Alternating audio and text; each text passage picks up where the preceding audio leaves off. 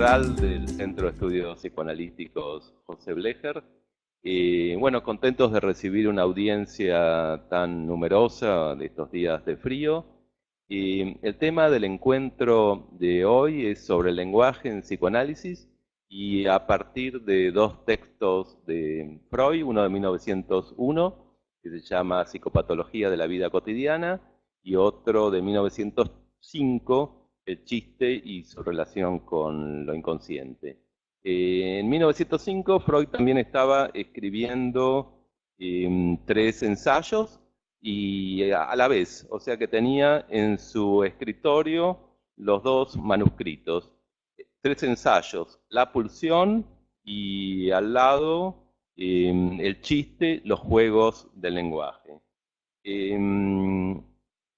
Miren la cantidad de lenguaje y de ideas que tenía Freud en su cabeza por transmitir. Las palabras de apertura del encuentro de hoy las voy a utilizar para hacer cierta revisión unificadora de los conceptos, porque en realidad ya desde que comenzamos este seminario, el año pasado, el tema fue el síntoma, es que estamos hablando del lenguaje. El año pasado veíamos al síntoma hecho de lenguaje, fabricado de esa textura, de ese material, y al cual podemos entonces volverlo interlocutor de una conversación. Dialogar con el síntoma forma parte, lo vimos el año pasado, del métier del psicoanalista. Además, volverlo con nuestro acto un objeto de diálogo, descubrirlo en esa posibilidad dialogal hecho de palabras, es la ética del analista. Dialogamos con un síntoma sostenido desde una fantasía inconsciente, hecho de frases, con una gramática, y tenemos una conversación deconstructiva con él para transformar esas frases en palabras y después esas palabras directamente en letras. Eso lo vimos el año pasado y esperamos de esa conversación con el síntoma un alivio sintomático, que es un sintagma que trae Freud.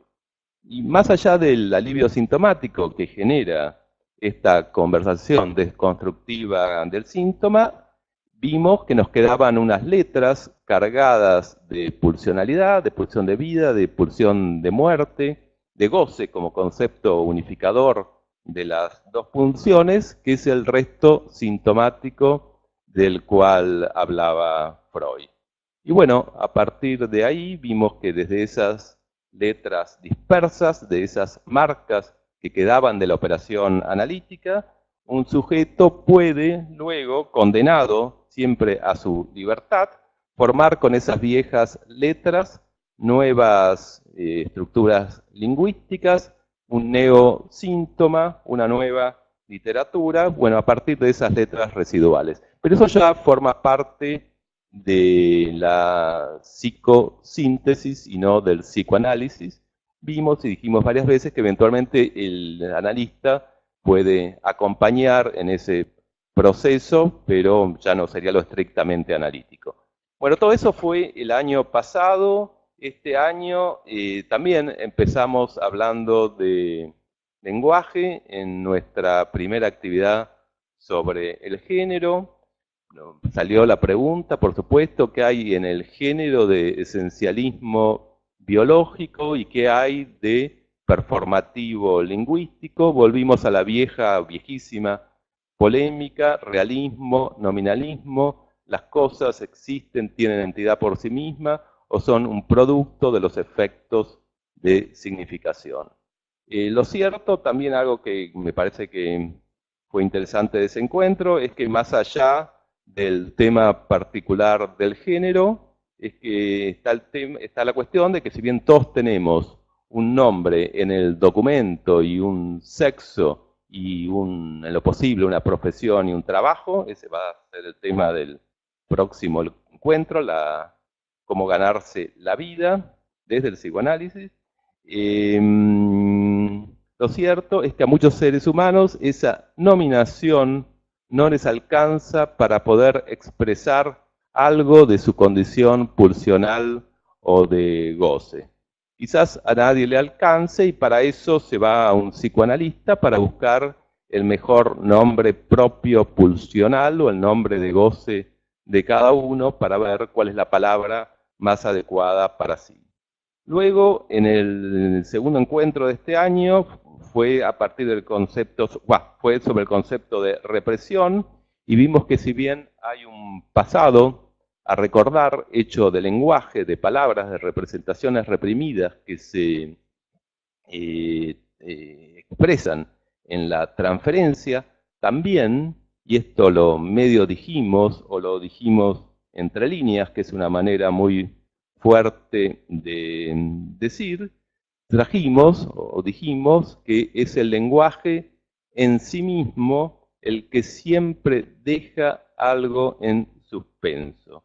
Hablar genera espacios de ausencia, porque hablamos, reprimimos. Eso ya está en Hegel, en la fenomenología del espíritu, el símbolo mata a la cosa. Hablar es presentificar objetos, hacerlos aparecer, esa es la magia de la palabra, hacer aparecer algo un poco de la nada, pero hablar es siempre ausentificar el objeto de nuestra completud. En cierto modo, hablar es hacer aparecer objetos parciales, pero es negativizar el objeto total. Por ejemplo, en un estado de elación amorosa, hablar siempre quita algo. Por eso quizás una pareja que quiere vivir en el amor, quizás no hablar tanto.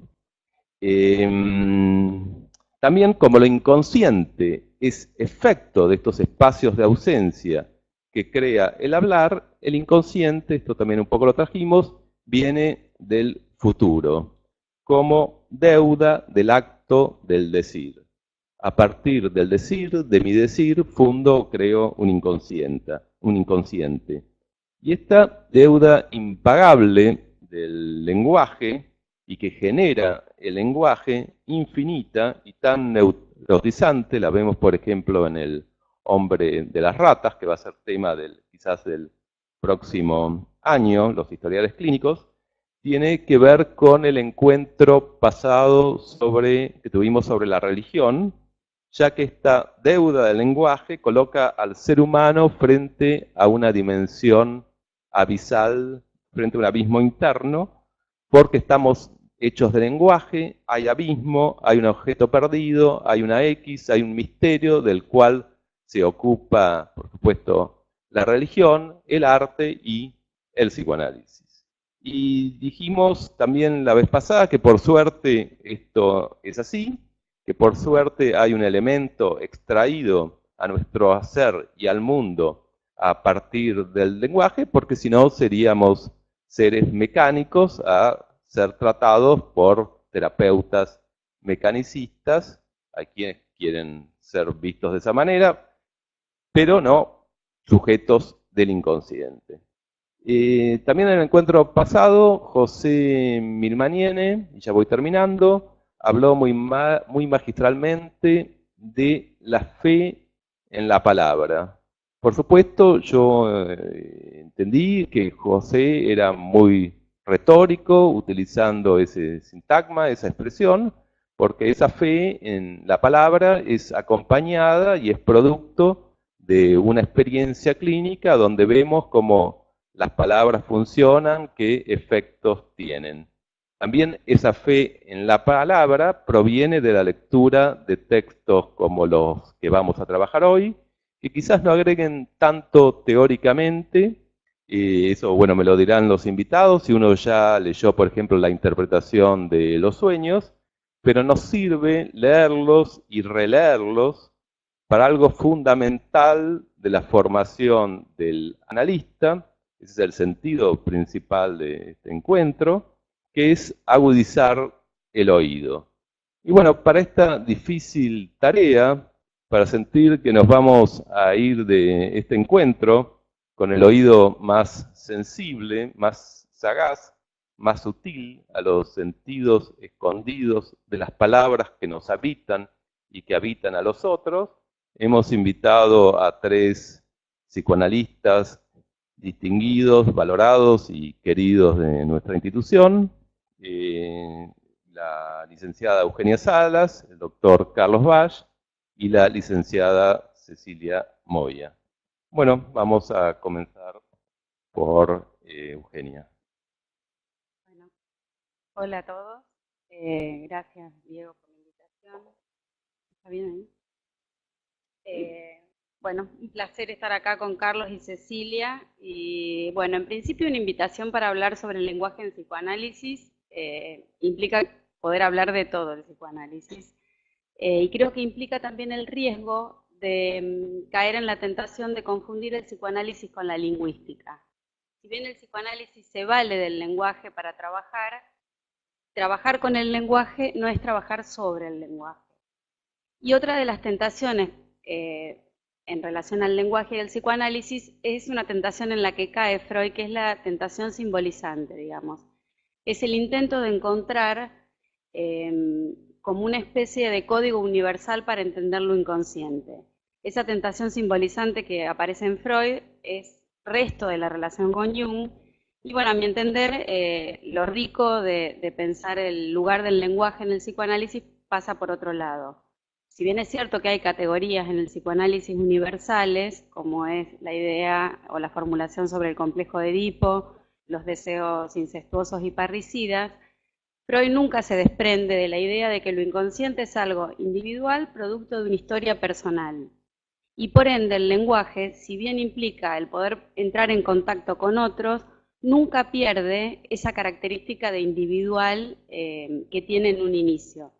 Freud dice algo así como que el lenguaje tiene como función también hablar para sí mismo.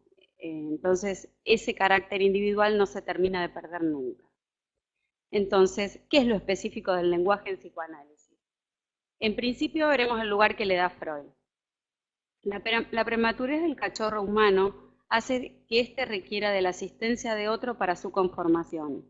Por ende, el humano ingresa en una organización del mundo, que es a la vez un texto, que lo precede y que posibilita que se constituya su subjetividad. Entonces, el grito ante la necesidad de una tensión insoportable que busca una descarga se transforma en un llamado. Y el registro de toda esa vivencia, que sería la vivencia de satisfacción, crea los rudimentos del yo. La reinvestidura de esas huellas némicas que quedan de esas primeras vivencias que transforman el grito en llamado es lo que Freud define como deseo. Y la huella anémica reinvestida es lo que Freud define como representación cosa. Freud va a definir el aparato psíquico como un entramado representacional. Las representaciones cosas luego se van a ir asociando a representaciones palabras, formando una cadena significante. Pero para Freud las representaciones palabras no son igual que las palabras. La representación palabra siempre tiene que estar encadenada a otra representación palabra y así sucesivamente hasta tener un encadenamiento último con una representación cosa, una representación de cosa. La representación de cosa es el garante de toda la cadena, digamos, para que toda esa cadena tenga algún tipo de significación. Perdón, ¿no se escucha? Sí. Bueno, Freud plantea el aparato psíquico como un entramado de representaciones, pero estas representaciones conforman dos modos de funcionamiento diversos porque el aparato psíquico está dividido por la represión primaria. Lo inconsciente reprimido es el reino de la representación de cosa, las cuales define como elementos discretos, como si fueran átomos, que no conforman una estructura del lenguaje. Son elementos que se entrelazan obedeciendo a un ordenamiento particular, contigüidad y similitud, y obedeciendo a una lógica de funcionamiento que él llama proceso primario, regido por el principio de placer. Las reglas que unen, digamos, las representaciones de cosa no son las reglas de la gramática. En cambio, en el proceso secundario, donde encontramos representaciones palabras, sí encontramos el encadenamiento de la gramática, que lo que permite es un ordenamiento de las representaciones y transformar el aparato psíquico en algo que podríamos llamar un mensaje. Desde mi perspectiva, lo interesante del planteo freudiano es que lo inconsciente en sí mismo no comunica nada. El inconsciente no emite mensajes para que sea conocida alguna parte de la personalidad. Más bien lo contrario. Lo inconsciente se cierra sobre sí mismo y es la escucha analítica la que opera de tal forma que hace de eso que insiste, que es el modo en que lo inconsciente se expresa, se transforma en un mensaje. Una vez que lo inconsciente se estructura como instancia diferenciada, este núcleo inconsciente funciona como un polo de atracción de ciertos contenidos que se hallan de alguna manera ligados a él. La represión secundaria, o propiamente dicha, implica a la vez un desalojo de la finalidad de comunicar. de aquello intolerable, a la vez que lo reprimido ejerce una fuerza de atracción por la descarga los y lo síntomas, logran mediante los la chistes, desfiguración los que le posibilita el acceso a la conciencia y a la motilidad. El analista con su escucha va a posibilitar la transformación de eso en una forma de comunicación que resulte más económica y más eficaz para el paciente. Si bien en un comienzo lo inconsciente parecía ser solo un producto de la defensa patológica, con el estudio sobre los sueños, los escritos de psicopatología cotidiana y el chiste, Freud trata de mostrar que eso también forma parte del funcionamiento normal. En Psicopatología de la vida cotidiana es un escrito bastante arduo de lectura, porque es un escrito que está como plagado de ejemplos. De hecho, todas las adendas que él hace posteriormente al escrito original son básicamente para agregar ejemplos, y me parece que eso está ligado al fervor que Freud tenía en el momento de transmitir la idea de lo inconsciente como parte del psiquismo y de convencer a la comunidad científica del momento. Esta cantidad de ejemplos lo que hace a veces es tornar el texto bastante difícil de encontrar la línea teórica que Freud tiene.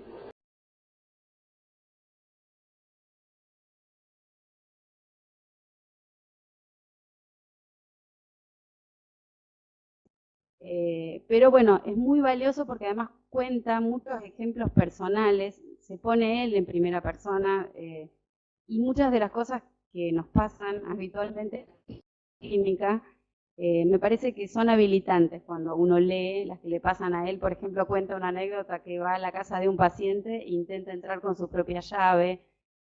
Bueno, una multiplicidad de ejemplos que son divertidos de leer. Bueno, en dicho texto él se va a ocupar del olvido de nombres, frases y palabras extranjeras, de los recuerdos encubridores y de la infancia, de los deslices en la lectura, de las acciones casuales y sintomáticas, de los errores, de las operaciones fallidas, fenómenos que define como formaciones de compromiso entre los elementos reprimidos y la defensa. Tales formaciones pueden servir de intermediarios para noticiarnos de los contenidos reprimidos. El analista puede hallar en ellos su potencialidad significante y reconducir esa fisura, esa falla en lo manifiesto, hacia un nuevo sentido desconocido para la persona. El olvido de nombres propios, por ejemplo, es claro que lo inconsciente se cierra sobre sí mismo y elude la comunicación, no solo del contenido inconsciente, sino de una palabra asociada a ese contenido. En el recuerdo encubridor, por ejemplo, se ve más claro el fenómeno de desplazamiento, donde se sobreinviste un recuerdo insignificante al servicio de ocultar o de dejar un registro de un contenido reprimido. Ambas tienen un fenómeno de sentido y posibilitan la descarga de ese contenido inconsciente de un modo tolerable para la conciencia.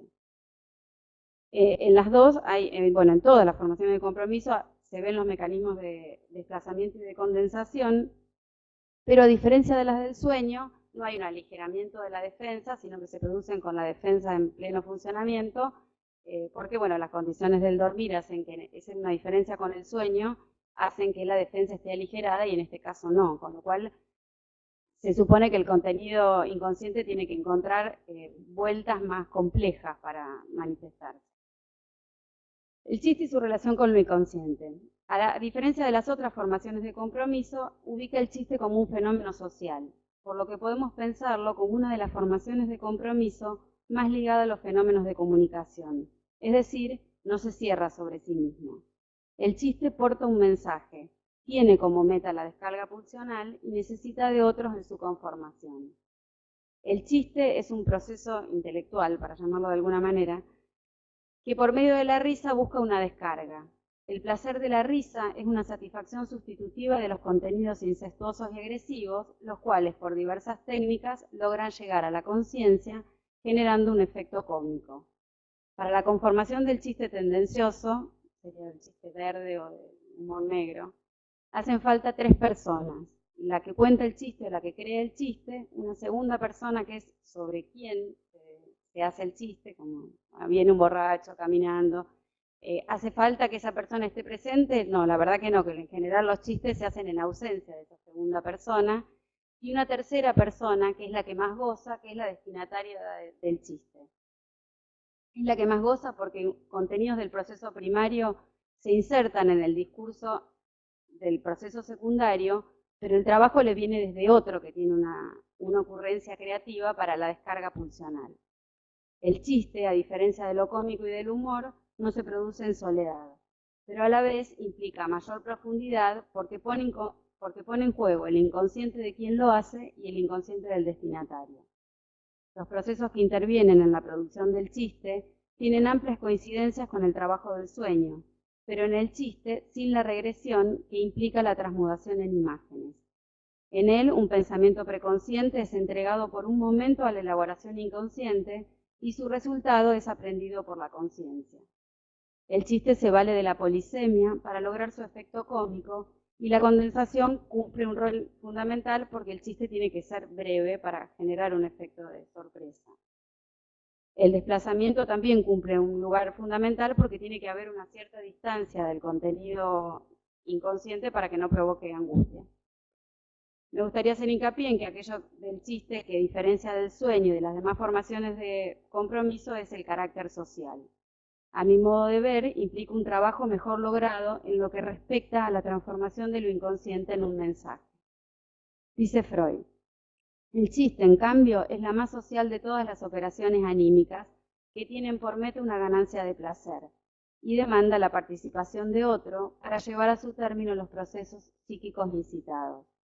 Tiene, por consiguiente, que estar atado a la condición de ser entendible y no puede usar la desfiguración posible en lo inconsciente por condensación y desplazamiento, sino hasta el punto en que el entendimiento de la tercera persona se pueda reconstruir.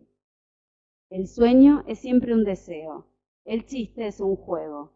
El primero busca el ahorro de un displacer, velando el dormir, y el chiste, en cambio, busca una ganancia de placer. El chiste implica una comunicación con otro e intenta ser fuente de placer para ambos participantes.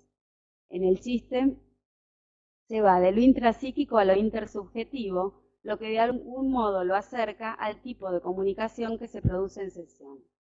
Para finalizar, me gustaría pensar el lugar del lenguaje en la clínica. Sabemos que el encuentro analítico es un encuentro de decires. El silencio del analista, la atención parejamente flotante y la neutralidad, el interjuego con el libre asociar, son factores imprescindibles para que la insistencia, que es el modo en que el inconsciente se manifiesta, se vuelva mensaje. La palabra es a la vez camino al descubrimiento de lo inconsciente, pero también es su límite. La situación analítica transforma el complejo inconsciente en un discurso en que el analista se hace parte de este complejo, posibilitando que algo que quedó aislado entre en circulación.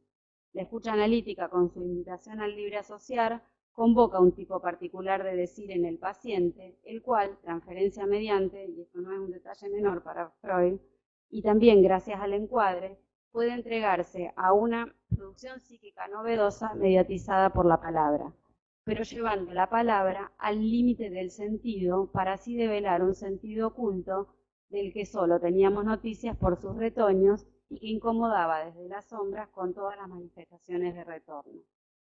Cabe destacar que las potencialidades lingüísticas de cada persona solo son activadas en el encuentro y desencuentro con el otro.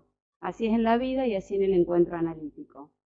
Luego del giro de los años 20, lo inconsciente ya no solo se constituye de representaciones reprimidas primariamente, restos némicos de lo visto y del oído, sino que también está presente una fuerza demoníaca irrepresentable que solo puede ser medianamente domeñada desde el capital representacional con el que se cuenta. Ello irrepresentable insiste desde la sombra y le otorga a las representaciones el valor de un tesoro. Entonces, el análisis ya no solo implica trabajar lo que se repite en forma significante, sino que el análisis también puede intentar ampliar sus límites posibilitando nuevas representaciones que permitan la tramitación psíquica de lo que en un comienzo Freud planteó como los límites de la analizabilidad.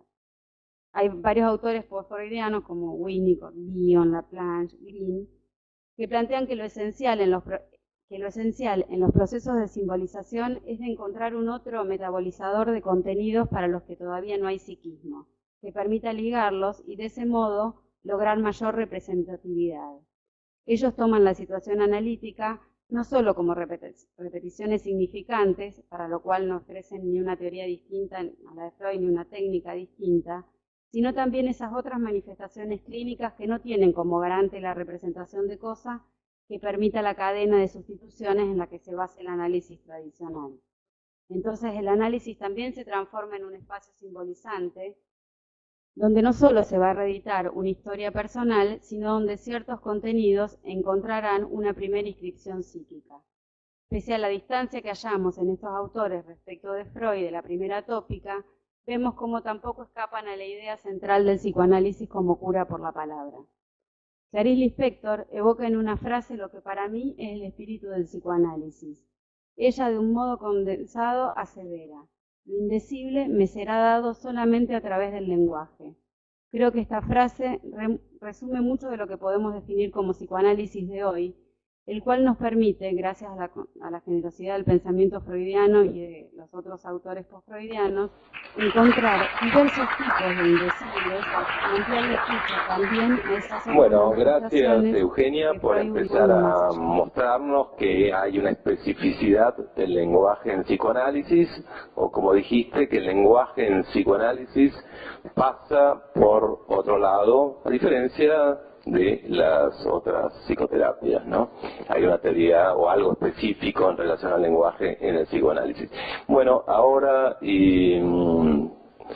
vamos a hablar el doctor Carlos Bach, que fue ya invitado el año pasado.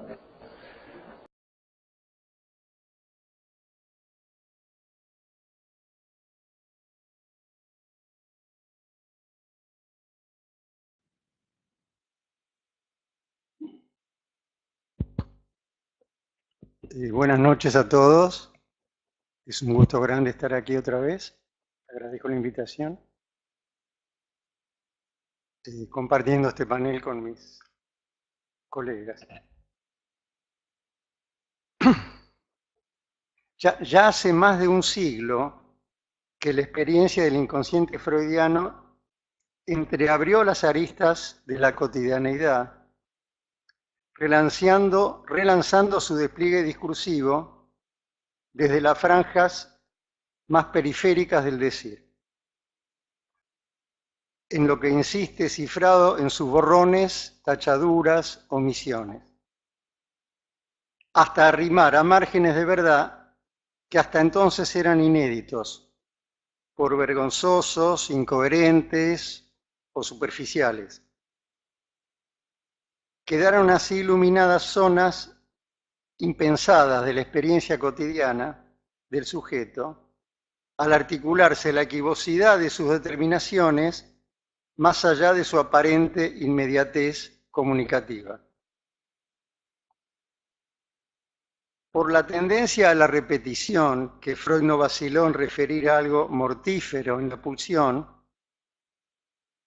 y fuera remitida por Lacan a una pérdida originaria que amarra constitutivamente el sujeto a la otredad del lenguaje, dicha articulación supone siempre, en la perspectiva de la cura analítica, alguna acreditación de la muerte como límite a toda representación o medida.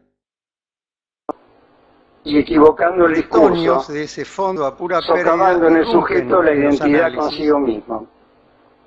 agujereando es el lo que en saber. definitiva da lugar a la transferencia analítica que motoriza la cura y lo que hace al análisis en última instancia bastante inasimilable por las instituciones sociales.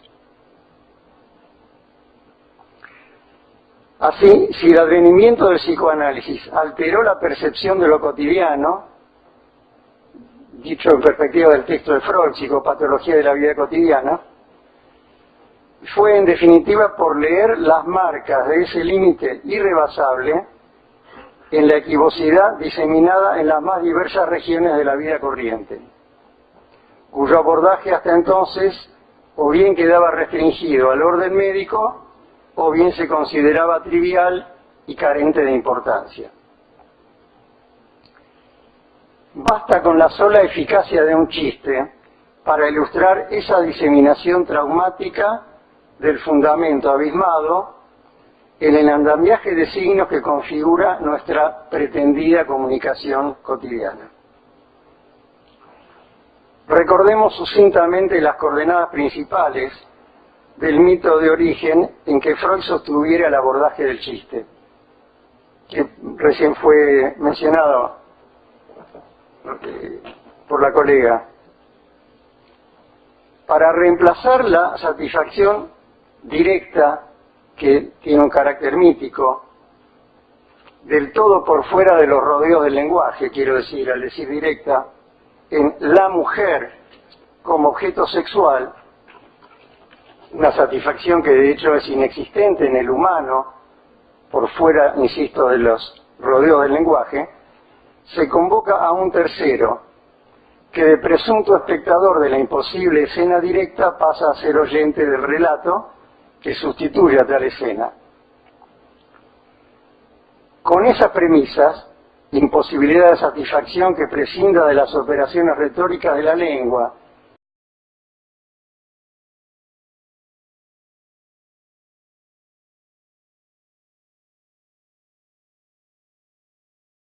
y necesariedad del relato para una tercera persona, Freud precisó la estructura mínima del chiste en una operación que consiste en una conexión de lenguaje que llamó técnica del chiste, puesta al servicio de la satisfacción de una tendencia, de lo que llamó tendencia reprimida, generalmente egoísta u obscena, más o menos contraria en ambos casos a las instituciones sociales. La combinatoria retórica que deja leer dicha conexión del lenguaje posibilita el chiste como producción de una significación inesperada, que al ser leída por una tercera persona, pone de relieve la inaccesibilidad del objeto que sería la segunda persona. En la hipótesis freudiana es la risa, como efecto de la súbita disponibilidad de energía hasta entonces empleada en la represión de la tendencia, lo que da testimonio, incluso por su carácter fónico más allá de toda significación, puro sonido, de la incidencia en la ganancia de placer chistoso de cierto desfallecimiento del sujeto ante el despliegue lenguajero que fuerza los límites de lo comunicable del lenguaje. Fuerza esos límites, diríamos, los raspa hasta lastimarlos. Examinemos esas condiciones en un breve ejemplo, uno de los numerosos que aporta Freud en su libro de 1906 sobre el chiste. Un señor llega a una confitería y se hace despachar una torta, para enseguida devolverla y pedir en su lugar un vasito de licor. Tras beber el licor, quiere alejarse sin haber pagado, pero el dueño del negocio lo retiene. Se desarrolla entonces el siguiente diálogo. ¿Qué quiere usted de mí?, pregunta el parroquiano. Debe pagar el licor, pero a cambio de él ya le di la torta, responde. Pero tampoco la ha pagado, pero tampoco la he comido. ¿No? Hasta ahí la referencia de Freud a un chiste de la época. La técnica del chiste consiste aquí, brevemente, en la sustitución de las palabras a cambio de. La torta a cambio del licor sustituye a la paga a cambio del licor. En segunda instancia de elementos, pero la particular ya de condición de este chiste, de sustitución, cuyo cambio de un a cambio por otro, esa particular condición nos hace asomar al vértigo del intercambio ilimitado y con ello al abismo que conlleva toda significación, una vez sancionada como imposible la satisfacción directa, en este caso, en lo que infiere el parroquiano. Como el parroquiano, el chiste no paga por el licor, que su chispazo, dejando entrever siempre de modos más abruptos o más larvados el vacío relativo a la falta de univocidad sígnica, arranca al lenguaje. El chiste arranca un chispazo al lenguaje que deja entrever esa falta de univocidad, descompletándolo al lenguaje. Así pues, al reír de un chiste, reímos siempre, de algún modo, del uso instrumental del lenguaje, inexorablemente desbaratado por el resistente espesor que hace encallar su legalidad combinatoria hasta amenazar con carcomer en su diseminación toda economía representacional. Parece ser que fue Wilhelm Fliess, amigo e interlocutor de Freud en los primeros años de la obra de Freud, quien primero advirtió la semejanza entre el efecto de un chiste y el de la interpretación analítica de sueños y otras producciones neuróticas, como los síntomas y los actos fallidos. La rápida consideración breve que voy a hacer de una situación sintomática que fuera referida un par de veces por Freud nos servirá para precisar lo esencial de los diferentes recorridos subjetivos en uno y otro caso en el marco de su relativa identidad de estructura. Es un caso del que mencioné el año pasado acá, pero con mucho más detalle. Ahora lo voy a considerar más panorámicamente. Se trata de una dama que padecía la compulsión de anotar el número de cada billete de dinero antes de entregarlo. Cortejada por un caballero de cuyas intenciones dudaba, había tenido ocasión de pedirle en una oportunidad cambio de una moneda de 5 coronas.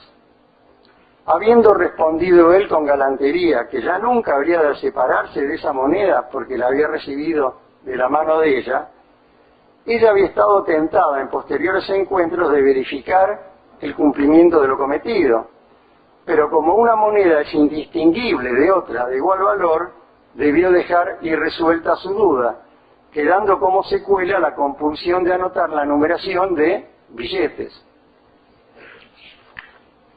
Leemos en esta situación la insistencia de algo concerniente a la problemática representabilidad de lo femenino, que participa de lo singular, insustituible e irrepresentable, a la vez que requiere para ser reconocido de algún patrón común que habilite su circulación en la economía de sustituciones que motoriza el deseo.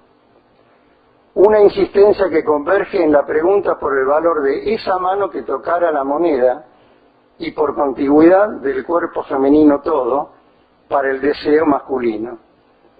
Ante la imposibilidad de respuesta cierta, porque no hay numeración unívoca de lo femenino en el deseo y no hay numeración de las monedas, se pone a trabajar también aquí una combinatoria inconsciente, produciendo para la tercera persona interpretante de una eventual lectura la metáfora sintomática que da alguna articulación a lo indecidible. Billete numerable por moneda, en contigüidad a lo femenino, sustraído a toda medida común, no numerable. Así pues, como sucede con el chiste, el síntoma también resulta de una sustitución, pero a diferencia del parroquiano en la confitería, la neurosis insiste en pagar lo impagable. Por no dejar al descubierto la abismalidad irrepresentable de lo femenino, en el caso que mencionara Freud, pero hay otras abismalidades, posterga una y otra vez el remate chistoso, El síntoma resulta así como un chiste detenido antes de su final, atascado en algún tramo de la combinatoria lenguajera, en espera de encontrar la imposible segunda persona por fuera de todo desvío del lenguaje. Recién cuando el psicoanálisis remonta a contracorriente la inercia neurótica, poniendo a trabajar dicha combinatoria del síntoma hasta orillar en su límite la deuda con un real, que podría ser la satisfacción directa, lo femenino, lo paterno, otras orillas irrepresentables, recién en ese entonces, hasta orillar en su límite la deuda con un real que se sustrae a su legalidad, puede acreditar esa deuda articulando su imposibilidad. El chiste encuentra su remate, que articula la deuda de significación, podríamos decir. En ese trayecto, su andamiaje lenguajero sufre vicisitudes propias del horizonte de saber supuesto que en psicoanálisis caracterizamos como transferencia. De algún modo, partícipe en un principio del consenso comunicacional, es llevado por las operaciones de la cura de sustitución en sustitución hasta los márgenes mismos de su insuficiencia. Así, por ejemplo, en lo que va del relato de un sueño o un síntoma neurótico a su lectura, que topa con su límite, de modo que la lectura interpretativa, sin garantías hermenéuticas, y en eso reside su ética, deja necesariamente un resto ilegible, una deuda impaga. Al tiempo que tiende a descifrar una significación oculta, produce asimismo el cifrado de un enigma. Muchas gracias.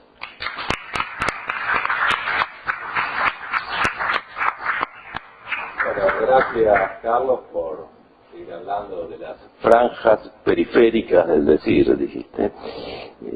Y bueno, una representación o un significante lleva a otro significante, así que nos va a hablar ahora Cecilia.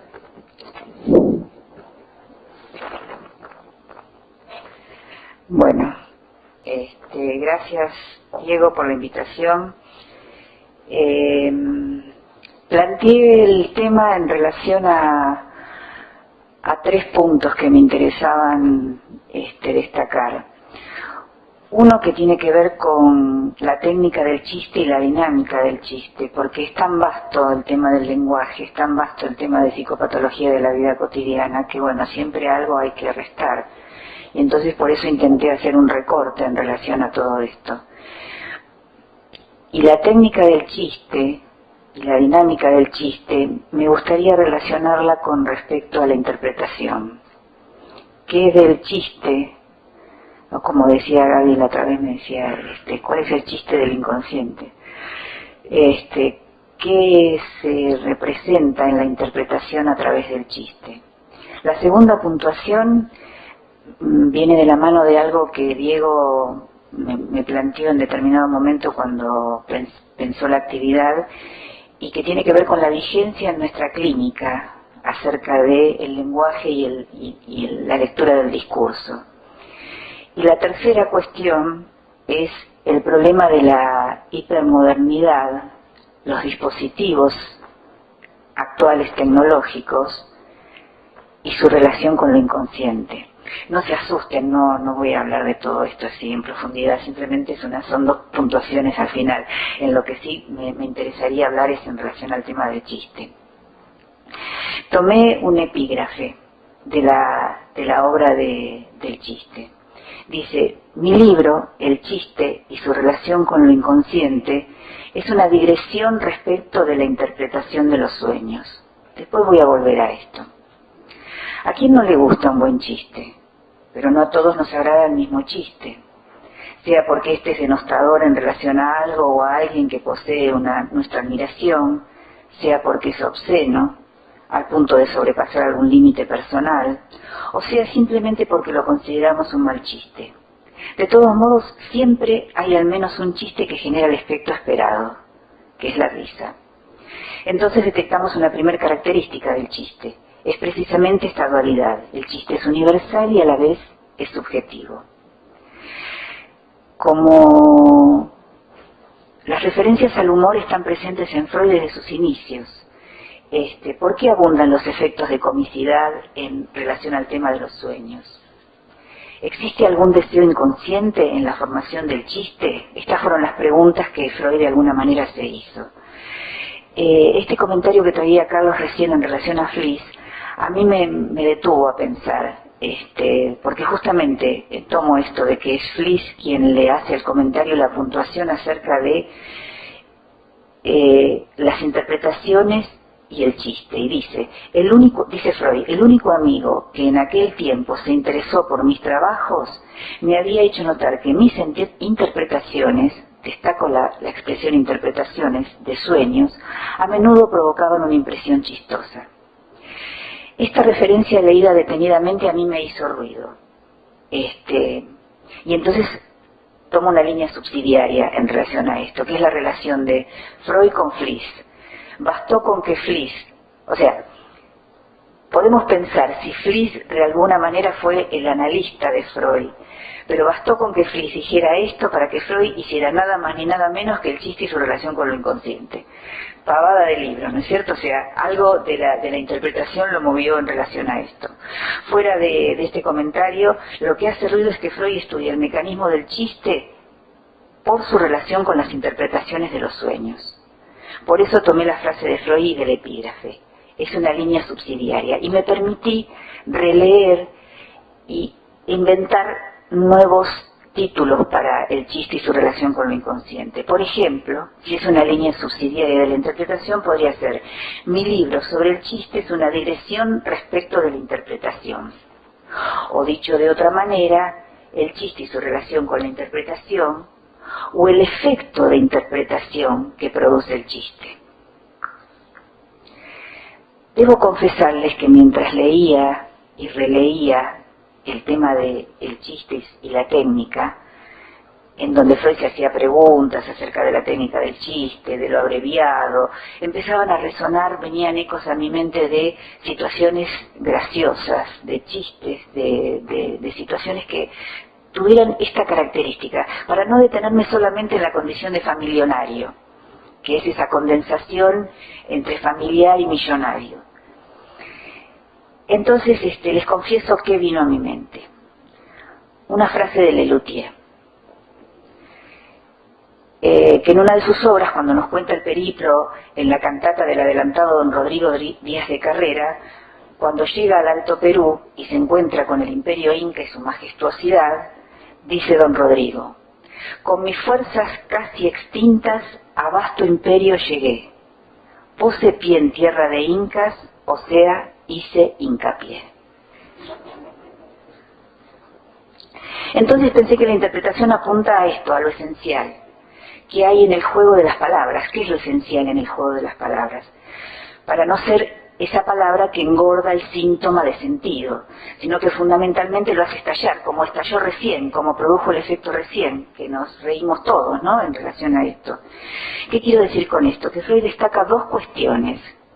En primer lugar, el hecho de que las más de las veces el descubrimiento del inconsciente produce risa, aunque la cuestión de que se trata no sea para nada graciosa, sino más bien dramática y hasta podríamos decir trágica. Freud considera ese efecto como risueño, como una confirmación de lo interpretado. Ok, touché. O sea que tiene el mismo efecto de sanción por el otro, pero a la vez es como si se preguntara con cierta perplejidad: ¿de qué se ríe? En segundo lugar, destacando algo que percibe también Freud y que nosotros podemos percibir en nuestra clínica, es en relación a los comentarios con respecto a ciertas interpretaciones. Es como si el paciente se diera vuelta en el diván y dijera: usted me está cargando, ¿no es cierto? Yo seguí con mis elucubraciones en relación a Lelutier y encontré un libro que se llama Los Juegos de Mastropiero. Se los recomiendo profundamente, escrito por uno de sus integrantes que se llama Carlos Núñez Cortés, donde algunos ejemplos de este prestigioso grupo nos aporta ingeniosamente el significado de varias palabras del vocabulario castellano. Aquí va. Ellos se preguntan qué quiere decir envergadura. Y responden, lugar de la anatomía humana donde se colocan los condones. Ondeando, ¿dónde estoy? Camarón, aparato enorme que saca fotos. Anómalo, hemorroides. Barbarismo, colección exagerada de muñecas Barbie. Me oyo, me escucho. Ni trato, ni lo intento.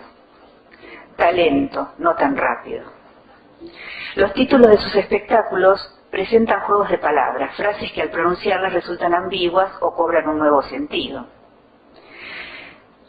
Los títulos son Grandes hitos, Todo porque rías, Las obras de ayer, que pueden leerse como Grandecitos, Todo porquerías, Las sobras de ayer.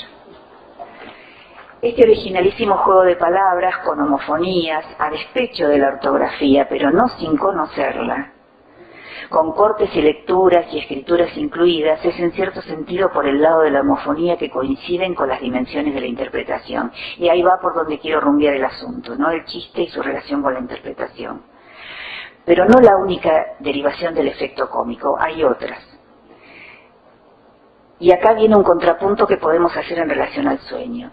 Si el trabajo del sueño es el conjunto de procesos de transformación que convierte las ideas latentes en el contenido manifiesto, la genialidad de Freud radicará en demostrar la similitud entre este trabajo y la técnica del chiste. En el chiste lo que produce el efecto no es el pensamiento expresado, sino la forma. Sería más que el que se dice, cómo se dice. A su vez, mientras que el sueño es la expresión de la realización de un deseo y de la evitación de un displacer y conduce a una regresión al pensamiento en imágenes, el chiste es productor, como decían hace un rato mis compañeros de mesa, productor de placer.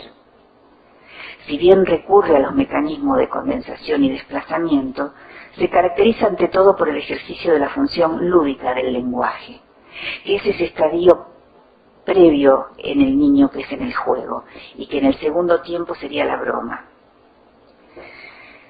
Puedo detenerme, si quieren, brevemente en los conceptos de condensación y desplazamiento, ¿no? Como una de las técnicas responsables de la producción del chiste, esta formación sustitutiva, esto que produjo una nueva palabra, familionario o hincapié.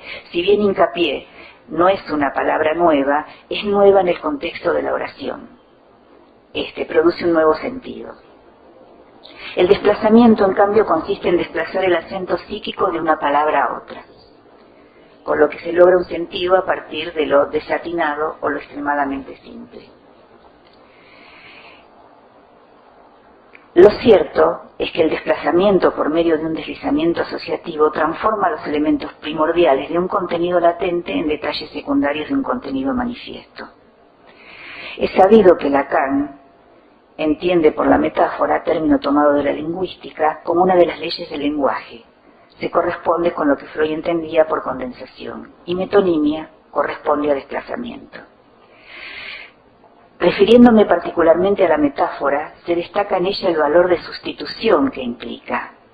Esto es un efecto bastante interesante, es como si alguien dice una flor para otra flor, y sabemos que flor en el segundo término significa dama, pero la gracia es ese reemplazar.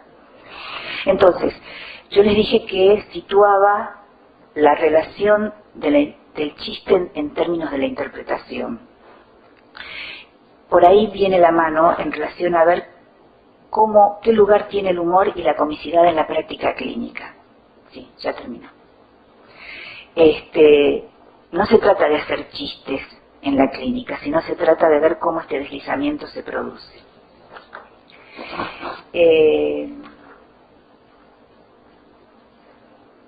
Dos cuestiones entonces para finalizar.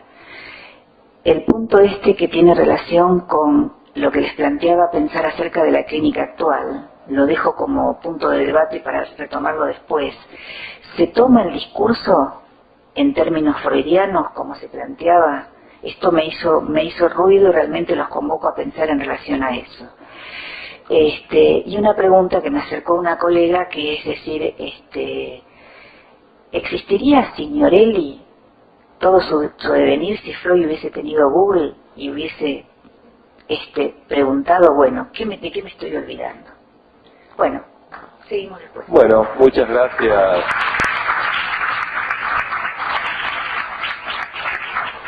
Cecilia, y abrimos a las preguntas o reflexiones, comentarios.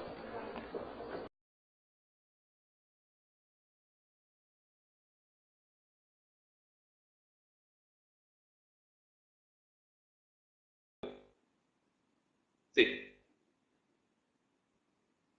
La relación del chiste con el super-yo. Si se podría hablar de eso. Bueno,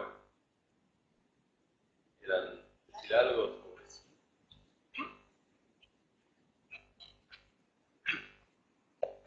Hay una observación muy interesante de Freud respecto a la relación no tanto del chiste, sino del fenómeno humorístico que distingue del chiste respecto al super-yo.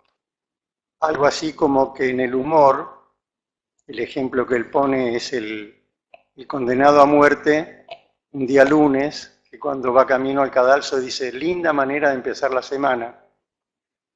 Hay algo de lo más fuerte, de lo más pesado del super-yo, de lo cual de algún modo el sujeto está de vuelta.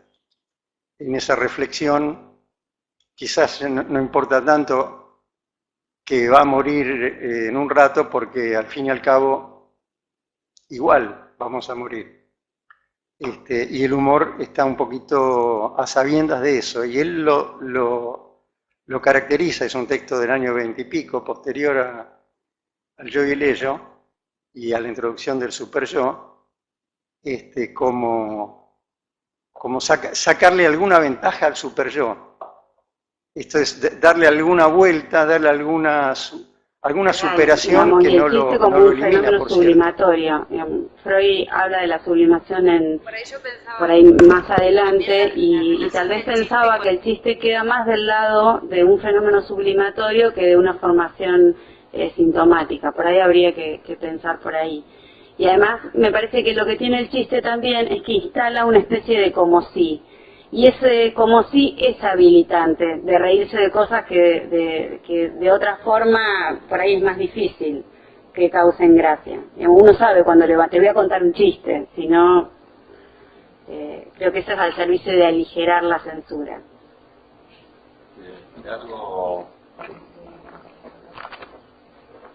En esa línea,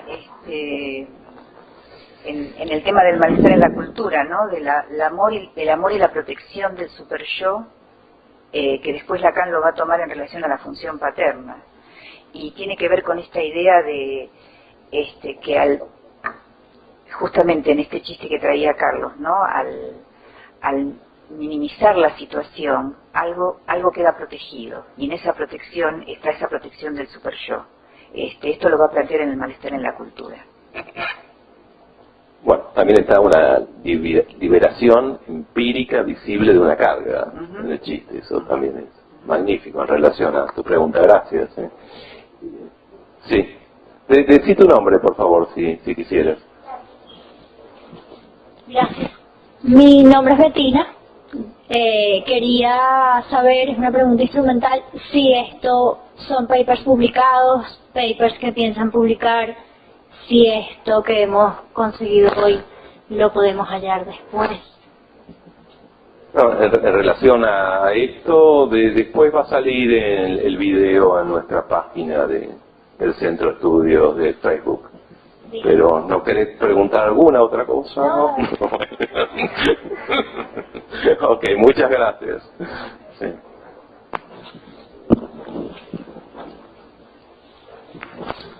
Hola, muy buenas noches. Decí tu nombre, por favor. Yo soy Danilo. Yo quisiera preguntarle si es que el chiste tiene que relacionarse con una sonrisa patológica o no patológica, que hay de las dos, ¿no es cierto? Entonces, hay algunos chistes que, como a veces dice Freud, que el chiste es el que pasa el discurso a otra persona, pero a veces la persona se ríe por dos cuestiones, si está patológico o no patológico. Esa es mi duda. Muchas gracias. Bueno. Esto es como preguntarnos si el chiste tiene algún aspecto defensivo también, ¿no? En relación a esto, o un aspecto evitativo, o como decía Eugenia recién, un aspecto sublimatorio.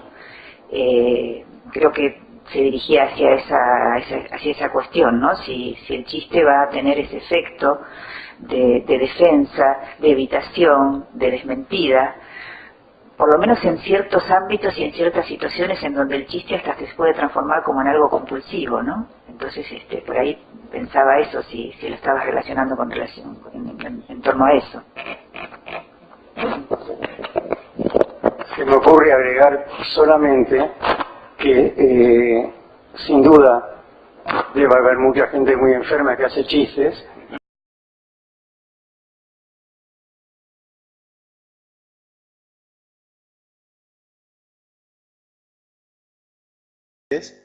Y otra que no tanto. Y sin embargo, se me ocurre que el chiste como tal, su eficacia y su mayor logro es absolutamente algo ajeno a lo patológico, más allá de que alguien pueda usarlo defensivamente o no. Pero diría que un chiste que tiene ese valor más defensivo y que sería algo más compulsivo, hay que hacer un chiste necesario, seguramente termina siendo menos chistoso. Los chistes que son claramente ofensivos, ¿no? Freud al respecto dice una cosa muy interesante. No tanto que haya chistes discriminatorios y otros no. Dice, el valor del chiste, que suele ser discriminatorio, recae sobre la propia persona. Cuando está usado en términos de idealizar algo y segregar otra cosa, generalmente no hace gracia. Entonces dice, por ejemplo, un chiste sobre judíos. Hecho por un judío es más gracioso que hecho por un no judío. Y lo mismo para cualquier otra minoría o lo que fuera. Él hablaba de su experiencia de Europa del Este del siglo XIX, ¿no? ¿Se entiende? Y después, otra cuestión es, Freud hace mucho hincapié en la tercera persona, en el destinatario del chiste. Y también hay que pensar desde qué lugar se hace el chiste. Y también el aspecto exhibicionista que puede tener una persona que está todo el tiempo contando chistes verdes. Digamos que ahí hay algo del chiste que está como fallido. Que el chiste, para conformarse como chiste, tiene que tener los pasos que Cecilia traía. En principio me parece que no cualquiera que tiene la intención de contar un chiste hace un chiste. Pero sí me parece que hay que distinguirlo, digamos que el sentido del humor es uno de los sentidos más elaborados que puede lograr el psiquismo, digamos, en el psicótico, donde hay una literalidad, donde las palabras son tomadas como cosas, la posibilidad de jugar con las palabras, la posibilidad de hacer chiste está imposibilitada. Así que yo lo ubicaría más del lado de la salud, de todas formas. Bueno, hay varias preguntas igual en relación a tu pregunta de si esto va a salir. Me informa recién Guillermo, nuestro querido operador del sistema, que la filmación está saliendo bastante entrecortada con muchos barullos de lenguaje. Así que ponemos un poco en acto lo que estamos diciendo. Pero bueno, hay otras preguntas. Decí tu nombre, por favor. Jean-Marc. A ver, un planteamiento que me parece interesante a partir de lo que plantea Eugenia en un primer momento y que cierra Cecilia, me parece hoy interesante observar cómo pensamos en un primer Freud que aparentemente va de la palabra a lo indecible, y después en el giro de los 20 más bien se elabora un tránsito de lo indecible a la palabra. Y me parece que esto es fundamental un poco para orientar la clínica contemporánea, eso en un primer momento. Y el segundo punto que me parece interesante es, si partimos de la idea de que la interpretación tiene la estructura de chiste, también sería lícita la pregunta entonces sobre qué sucede en el trabajo clínico cuando aparece cierta capacidad de reír, como que si el reír fuese en sí mismo la evidencia de la elaboración de lo inconsciente, de la constitución de lo inconsciente.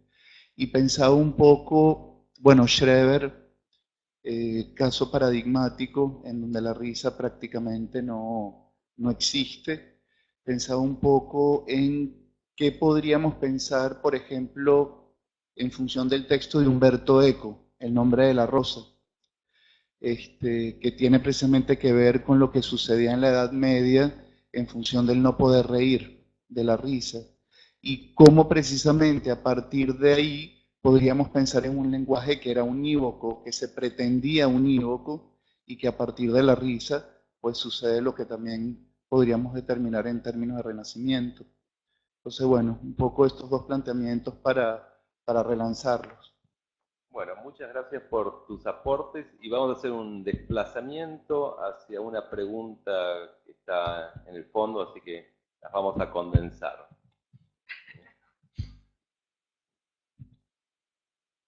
Decí tu nombre, por favor.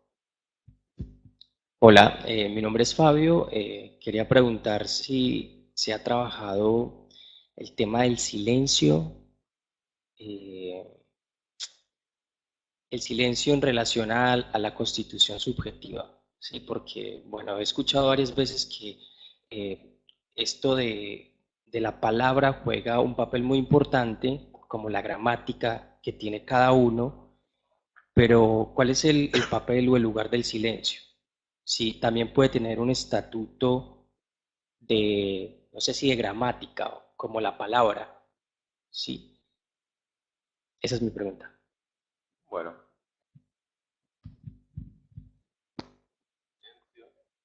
¿No los va a silenciar? Por ahí, en relación a lo que traía Jean-Marc y lo que traía Cecilia, pensaba en el efecto del chiste en relación al efecto de la interpretación psicoanalítica. Y por ahí yo tendría a pensar que el chiste lo que produce es una reacción, digamos, más que un efecto de insight. No quiere decir que no se pueda, pero depende a quién y en qué contexto. Creo que la utilización del chiste en sesión y en la sesión analítica puede tener la doble valoración, la de producir una reacción, pero fundamentalmente la de producir un insight. Naturalmente en la vida corriente me da la sensación que queda más del lado de la reacción. Y después del giro de los 20, yo pensaba que el chiste también puede tener toda una connotación ligada al juego del fordá, digamos, a una posibilidad de empezar a jugar con la palabra y a poder representar lo irrepresentable que está más allá de la palabra.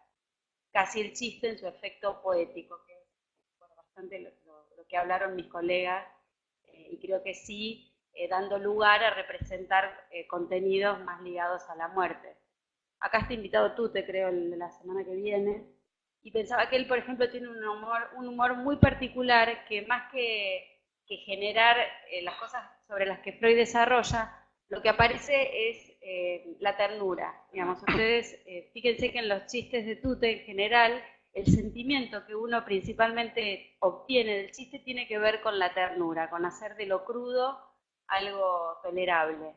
Y en ese sentido me parece que es tener en cuenta el giro de los 20. Sí, yo quisiera referirme a la pregunta sobre el silencio, que creo que toca también la intervención de Jean-Marc, porque claro, podríamos suponer en principio que optamos por privilegiar la palabra o por privilegiar el silencio como si fuera una oposición dicotómica, como si fueran términos contrapuestos meramente. Y yo creo que ese es un problema importante del psicoanálisis y que tenemos todos nosotros.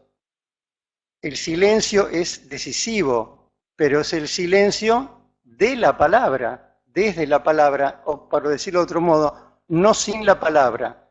Es la palabra la que instaura la posibilidad del silencio. Otra cosa es el mutismo, vamos a decir, que no es lo mismo que el silencio. El silencio es el borde, es el margen inexorable, inevitable de la palabra, y allí habita algo de lo esencial del sujeto en la cura analítica, pero no es sin la palabra que podemos llegar a arrimarlo. En ese sentido, la pregunta de Jean-Marc me parece que también admite una cierta un cierto matiz. Esto es, en la llamada primera tópica, Freud hace hincapié en las formaciones del inconsciente, en los fenómenos del lenguaje.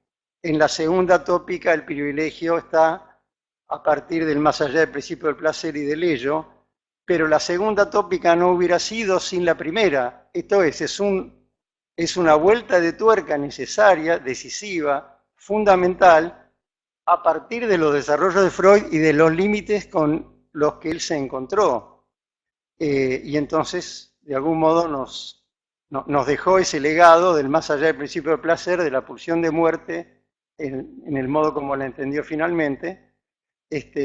Pero me parece que sería una equivocación leer eso como opciones dicotómicas, tomar partido por una u otra de esas cosas, en la medida que la clínica analítica sigue siendo el tratamiento de la palabra para llegar desde ella a lo que está más allá de ella, como creo era el epígrafe que traía Cecilia. Me parece que el silencio tiene algo en relación al tema de la resonancia. Se hace oír el silencio. No es una cuestión, como decía Carlos, de mutismo, sino aquello que produce efecto de resonancia. No sé si hablaría del chiste en la sesión. Lo que hablaría es del efecto de chiste que produce la interpretación.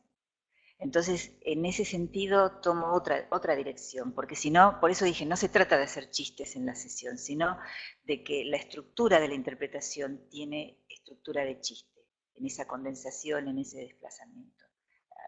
Sí. Una otra cosa en relación con eso, muy breve.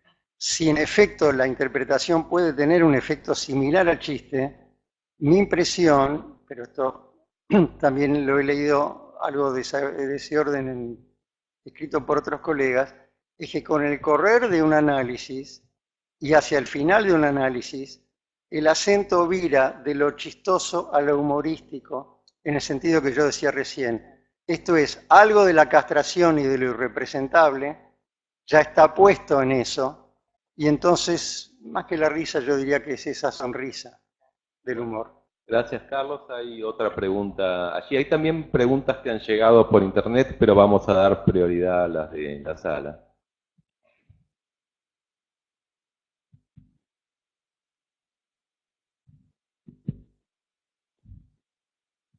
Hola, ¿qué tal? Soy Violeta Laurenti. Quería consultarles si vieron últimamente la presentación de un stand-up en Netflix que se llama Nanette. ¿Le suena? Bueno, ¿Cómo se llama? Nanette. Hannah Gadsby es la humorista que hace esa presentación, es una humorista australiana, y me parecía interesante, bueno, sugerirles la opción de verlo porque hace un recorrido sobre su carrera como humorista y un quiebre en este último espectáculo, donde en realidad ella lo que dice es justamente cómo del uso del humor para la sublimación de su propia historia, ella se cuenta una historia bien distinta, que está en realidad en las antípodas de su vivencia. Es una mujer homosexual que creció en Tanzania, en Australia, donde la homosexualidad estuvo prohibida hasta el año 96. Hizo su carrera por 10 años hablando desde el humor de las vivencias de esa elección, y llega a este espectáculo planteándose un quiebre con esto y su necesidad de cortar algo de ese hacer discursivo por considerar que transformó su vida en algo humillante en realidad, o sea, que eso terminó siendo humillante para ella. Bueno, me parecía interesante cómo justamente todo lo que ustedes recorrieron y sobre todo la referencia a la estructura del chiste está muy bien explicado por ella, en esto de cómo ella se pudo reír, hizo reír a otros, donde la segunda persona fue ella siempre en realidad, y sobre todo el efecto de gracia que tiene que alguien que está contando el chiste sea justamente el protagonista, como ese judío que cuenta chistes sobre judíos, ¿no? Ella cuenta chistes sobre lesbianas siendo lesbiana. Así que, bueno, nada, lamento que no lo hayan visto porque me hubiera gustado por ahí una evolución, pero bueno, se los recomiendo. Muchas gracias por tu aporte. ¿Alguna otra pregunta? Bueno, por internet, junto con el comentario de la colega, si quieren contestar, llegó de nuevo una pregunta que ya ha aparecido varias veces, de Nicaragua también, sobre lo confesional, el aspecto que podría tener el psicoanálisis de confesionada, de hablar como una confesión. Ustedes también trajeron, o vos, Eugenia, ya desde el comienzo, lo específico del lenguaje en el psicoanálisis, que podría ser que las palabras mienten. Cada vez que alguien se larga a hablar, un psicoanalista piensa que hay otra escena más allá de lo que se dice. Hay una actividad de escuchar entre líneas, de no tomar literalmente las cosas, que no es lo que ocurre en la confesión, o no es lo que ocurre en otras, quizás, terapéuticas, donde, bueno, el problema que se trae es el problema. El psicoanalista escucha siempre otra cosa más allá de lo que se dice, por más fuerte que sea eso que se está presentando. Pero bueno, en relación a esto también me gustaría que dijeran algo en relación a la diferencia de lo que puede ser el lenguaje en psicoanálisis y en el resto de las psicoterapias, que creo que hay una especificidad absoluta allí, hubo una diferencia muy grande entre cómo vemos los psicoanalistas el lenguaje y el resto de las psicoterapias, porque hay psicoterapias que pueden tomar conceptos psicoanalíticos, como puede ser, no sé, el complejo de Edipo, lo que fuere, pero quizás no tanto esto de que las palabras mienten, siempre dicen otra cosa,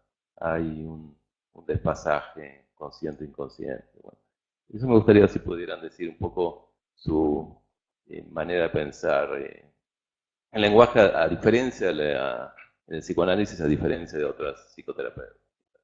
Brevemente, algo que se me ocurre tomando esto de la confesión.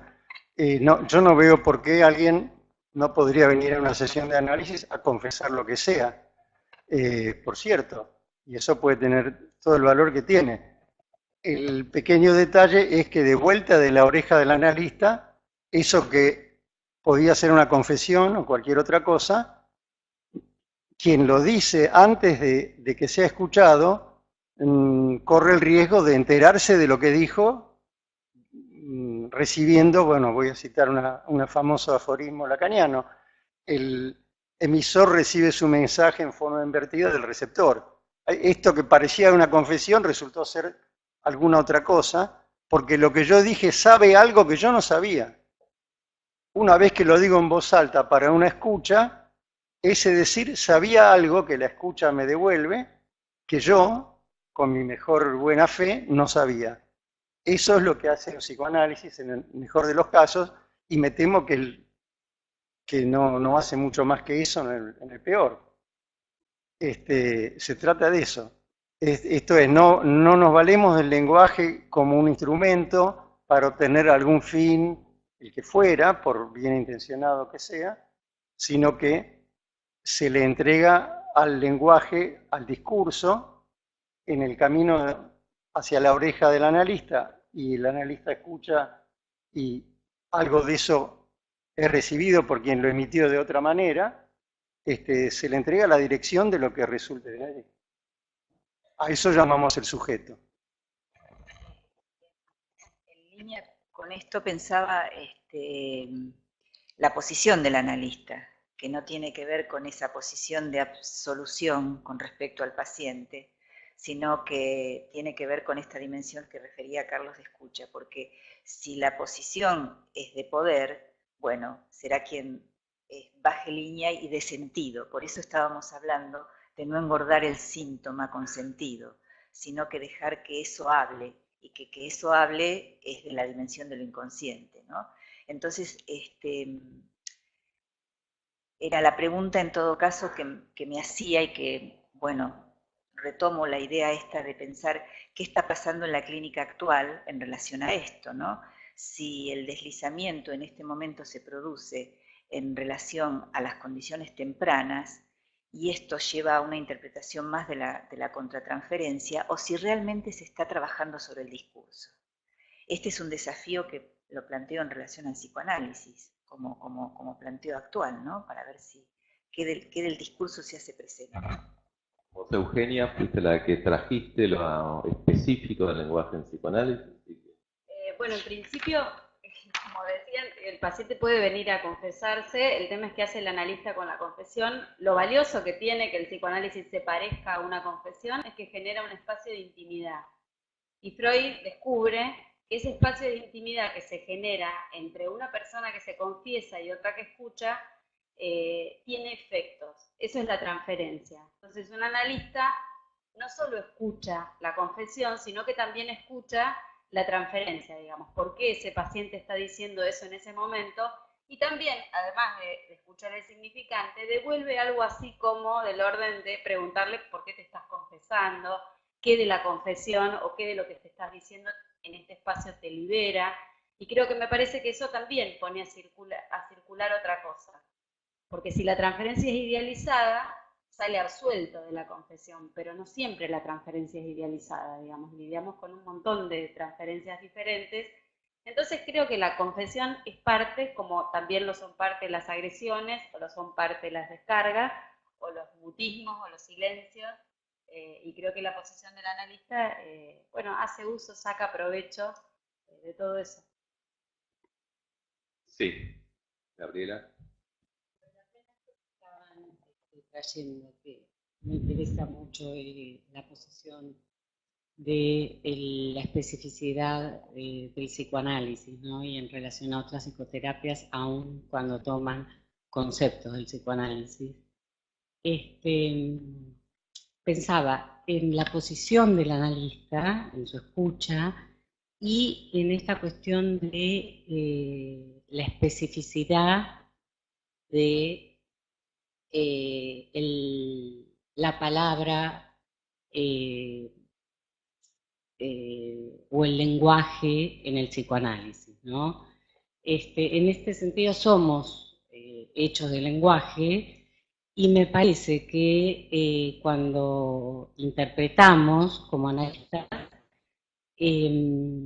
tenemos, digamos, ahí una respuesta de por qué volver a subrayar el discurso, ¿no? En el paciente, y no deslizarnos hacia otras cuestiones como pueden ser estas cosas que traías, como cierta cuestión del maternaje o de la contratransferencia o el completamiento o la explicación de los síntomas, ¿no?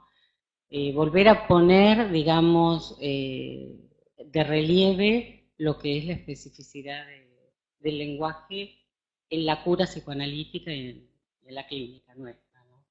Bueno, muchas gracias, Gabriela. Allí hay otra pregunta, después las sumamos. Igual que entrar un poco lo confesionario en el psicoanálisis es un poco Foucault desde cierta maldad, el psicoanálisis como una práctica confesionaria, pero bueno, eventualmente confesaba su transferencia negativa, Foucault con eso. Pero bueno. Sí, Adelante. Quería preguntar si, ya que ustedes han trabajado el tema del chiste, si lo podríamos comparar en cuanto a que supone un código compartido, si podríamos asociarlo, o va por otra vía, el tema de la ironía. Porque, por ejemplo, debido a la pregunta que se hizo por acá, que preguntaron sobre el chiste y su relación con el super yo, me acuerdo, bueno, un caso de la propia clínica, así de pacientes de que manejaban mucho una vena irónica, como una especie así de armadura muy difícil de disolver, ¿no? No sé si tienen algo pensado en relación a esto o podrían hacer algún comentario. Sobre la ironía, que supone, ¿no es cierto?, decir una cosa y connotar otra, y generalmente siempre son a veces muy pesadas las ironías. Hay lugares donde se considera, por ejemplo, en nuestro pueblo, el argentino, en España, por ejemplo, tengo entendido que las ironías, los chistes que nosotros decimos pesados, lo consideran tremendamente fuerte, ¿no? Como que ellos manejan otra vena de comunicación. En relación a una palabra que lastima. Claro, una palabra que lastima, que son fuertes, son grosos, ¿no? pero eso supone, se me ocurre, en la ironía en este caso, o en algún otro modo de uso del lenguaje, una cierta condición que se le atribuye a quien utiliza ese recurso, de que él es el dueño de la herramienta, que la utiliza con los fines que él quiere y tal vez, por supuesto, esto no impide lo que siempre se dice del caso por caso, ¿no? Pero tomándolo como una generalidad, el criterio sería no tomar tan de antemano el valor que le da la ironía. Dicho de otro modo, que él pueda oír en lo que dice otra cosa que lo que quiso decir, ¿no? Si eso fuera posible. Si se trata de una situación, como parece en lo que planteas, muy caracterológica, ¿no? Muy de coraza, bueno, me parece que ese es el... ¿no? No nos olvidemos que el carácter es un carácter, una letra. ¿Alguna otra intervención? ¿Algo en relación al comentario de Gabriela?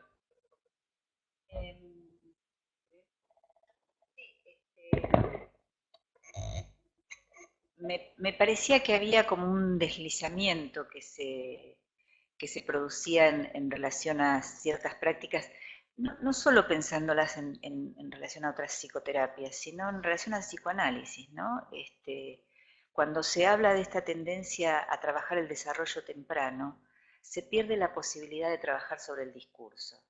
Y por eso creo que vos traías esta condición del maternaje, ¿no? Donde el peligro tiene que ver con la posición del analista que pasa a suturar esa condición de fragilidad de lo temprano. Entonces me parecía que teníamos que estar advertidos que de todos modos el discurso siempre está presente y que hay una escucha en relación a ese discurso, ¿no? Que va a tomar los equívocos, que va a tomar los lapsus, que va a tomar estos deslizamientos a través del chiste, e inclusive esta dimensión que les decía que la interpretación tiene esta estructura de chiste, ¿no?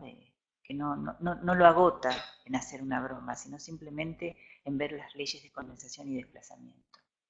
Bueno, hay una última intervención allí.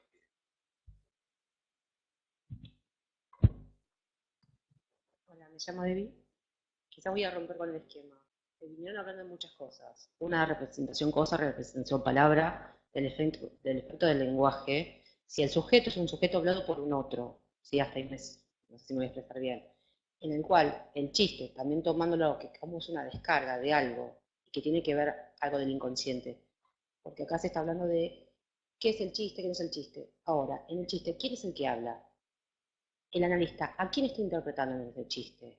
Si puede ser el chiste una forma de que el sujeto encuentre una manera de salir de su propio, de un discurso hablado por un otro, y que pueda empezar a través del humor, ¿sí?, de singularizar su propia historia o volver a hablar, empezar a contar una historia distinta, como de reinvertirse, porque está muy bueno todo lo que se está planteando, pero veo que no se está yendo al foco. O sea, todos creo que sabemos que es un chiste o no, pero ¿quién es el que está hablando el chiste? Y el analista, ¿quién le está hablando en ese momento? ¿O qué recurso hace? Porque también un chiste da en resonancia quién habla y quién lo escucha.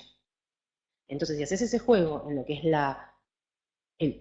el módulo analítico, en el cual la transferencia te tiene que dar, porque el sujeto en esa altura que puede esbozar un chiste y el analista lo está interpretando, es que jugó la transferencia. Ese sujeto en ese momento está, digamos, repitiendo, está actuando, no está reelaborando. Y creo que a través del analista puede llegar a reinterpretar eso, a ponerlo en palabras. Entonces, o sea, no me queda claro quién es el que está hablando. ¿Quién habla? ¿Quién responde? Exactamente, saliendo de... Le agradecemos mucho por su aporte. No es tan sencillo de contestar, pero Carlos, ¿quién habla y quién responde? Si responde, diría si te pregunta algo. Una sola cosa, a lo mejor un poco breve, pero me parece que los mejores chistes son los que se dicen sin querer.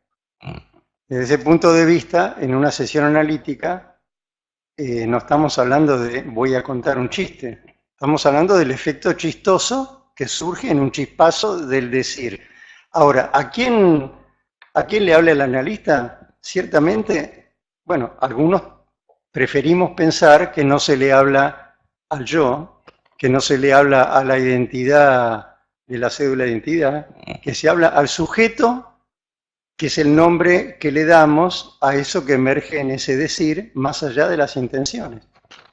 No, sería para largo, pero yo vuelvo a esto, ¿no? El mejor chiste es el que uno se oye decir sin haberlo pensado.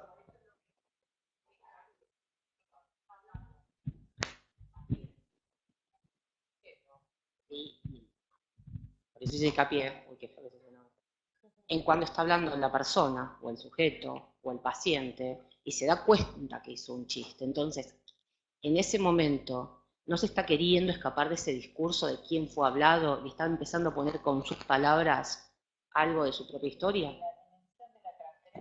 Vos pones la clave justamente en esto, en la dimensión de la transferencia.